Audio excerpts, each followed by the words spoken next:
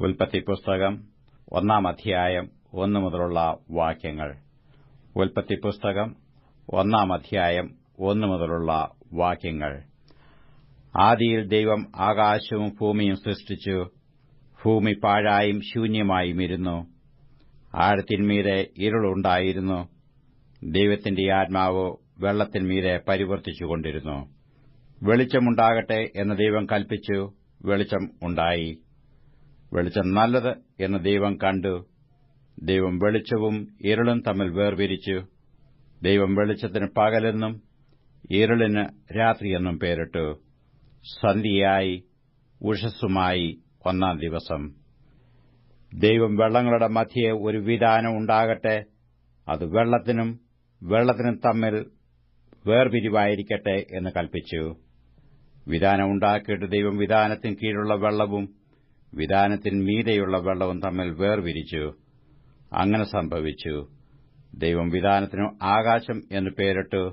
സന്ധ്യയായി ഉഷസ്സുമായി 2 ദിവസം. ദൈവം ആകാശത്തിന് കീഴുള്ള വെള്ളം ഒരു സ്ഥലത്ത് കൂടട്ടെ, ഉണങ്ങിയ നിലം കാണട്ടെ എന്ന് കൽപ്പിച്ചു. അങ്ങനെ സംഭവിച്ചു. ഉണങ്ങിയ നിലത്തിന് ദൈവം ഭൂമിയെന്നും വെള്ളത്തിന്റെ കൂട്ടത്തിന് സമുദ്രം എന്നും പേരിട്ടു. നല്ലത് എന്ന് ദൈവം കണ്ടു. ഭൂമിയിൽ നിന്നു പുല്ലും വിത്തുള്ള സസ്യങ്ങളും ഭൂമിയിൽ അതത് തരം വിത്തുള്ള ഫലം കായ്ക്കുന്ന വൃക്ഷങ്ങളും മുളച്ചു വരട്ടെ എന്ന് ദൈവം കൽപ്പിച്ചു. അങ്ങനെ സംഭവിച്ചു. ഭൂമിയിൽ നിന്നു പുല്ലും അതത് തരം വിത്തുള്ള ഫലം കായ്ക്കുന്ന വൃക്ഷങ്ങളും മുളച്ചുവന്നു. നല്ലത് എന്ന് ദൈവം കണ്ടു. സന്ധ്യയായി ഉഷസ്സുമായി 3 ദിവസം. പകലും രാവും തമ്മിൽ വേർപിരിവാൻ ആകാശവിതാനത്തിൽ വെളിച്ചങ്ങൾ ഉണ്ടാകട്ടെ.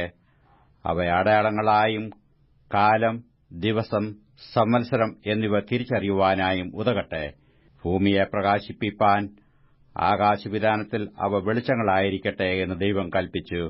അങ്ങനെ സംഭവിച്ചു. പകൽ വാഴേണ്ടതിന് വലിപ്പമേറിയ വെളിച്ചവും രാത്രി വാഴേണ്ടതിന് വലിപ്പം കുറഞ്ഞ വെളിച്ചവുമായി 2 വലിയ വെളിച്ചങ്ങളെ ദൈവം ഉണ്ടാക്കി. നക്ഷത്രങ്ങളെയും ഉണ്ടാക്കി.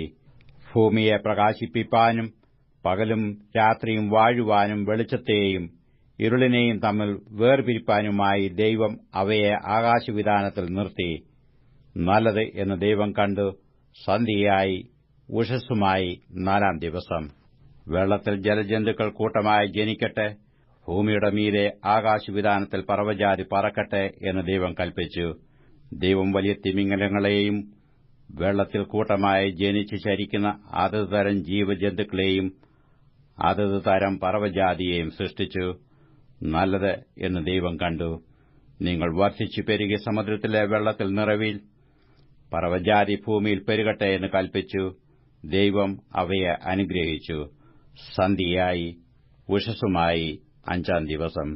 അതത് തരം കന്നുകാലി, ഇഴജാതി, കാട്ടുമൃഗം, ഇങ്ങനെ അതത് തരം ജീവജന്തുക്കൾ ഭൂമിയിൽ ഉളവാകട്ടെ എന്ന് ദൈവം കൽപ്പിച്ചു. അങ്ങനെ സംഭവിച്ചു.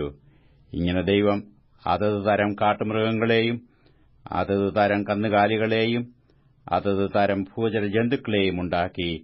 നല്ലത് എന്ന് ദൈവം കണ്ടു.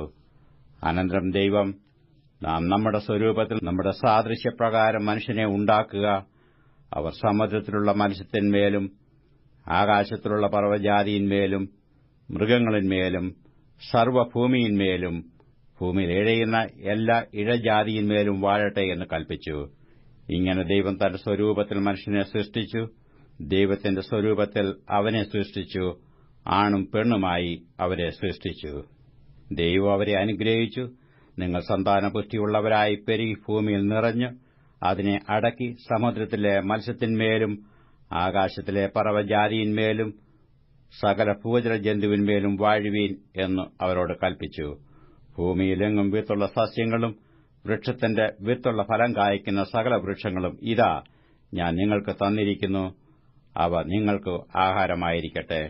ഭൂമിയിലെ സകല മൃഗങ്ങൾക്കും ആകാശത്തിലെ എല്ലാ പറവകൾക്കും ഭൂമിയിൽ ചരിക്കുന്ന സകല ഭൂചരജന്തുക്കൾക്കും ആഹാരമായിട്ട് പച്ചസസ്യം ഒക്കെയും ഞാൻ കൊടുത്തിരിക്കുന്നു എന്ന് ദൈവം കൽപ്പിച്ചു.